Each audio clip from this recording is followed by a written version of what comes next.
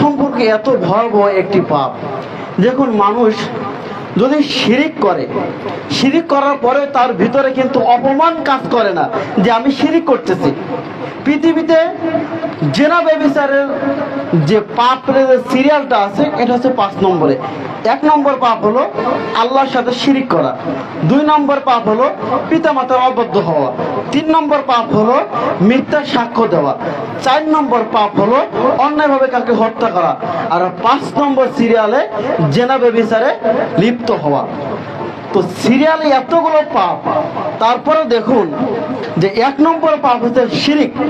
যদি মানুষ শিরিক করে, সে পাপ করে, কিন্তু তার ভিতরে অপমানজনক কাজ করে না। যদি করতো তাহলে মানুষ শিরিক করতো না। তারপরে দেখুন পিতামাতার অবদ্ধ হওয়া। পিতামাতার অবদ্ধ হওয়ার পরেও মানুষ এইভাবে হেয়প্রতিপূর্ণ সমাজে হয় না। মিথ্যা সাক্ষ্য দেওয়ার পর, অন্যায়ভাবে হত্যা করার পরেও মানুষের কাছে হেয়প্রতিপূর্ণ হয় না। কিন্তু যদি কেউ ব্যভিচারে লিপ্ত হয়, জেনায় লিপ্ত হয়, হওয়ার পর সমাজে যদি কোনো যুবক যুবতী জেনা ব্যভিচারে লিপ্ত হলো, তখন তাকে সমাজে নিয়ে এসে তাদেরকে যখন অপমান করা হয়, শাস্তি দেওয়া হয়, তখন তাদের ভিতরে মনে হয় এই অন্যায় কাজে ধরা পড়ার আগে যদি আমি মৃত্যুবরণ করতাম। তার পরিবারের কাছে মনে হয় যদি মাটি ফাঁক হয়ে যেত, নিচে ঢুকে যেতে পারতাম।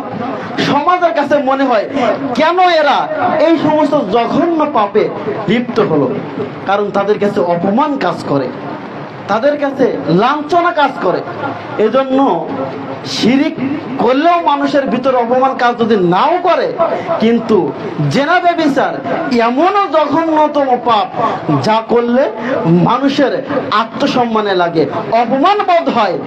যারা এই সমস্ত জেনা ব্যভিচারে লিপ্ত হয়, তারপর যদি ধরা খায়, তার ভিতরে অনুশোচনা জাগে, যদি মাটি ফাঁক হয়ে যেত তাহলে আমরা মাটির নিচে ঢুকে যেতাম।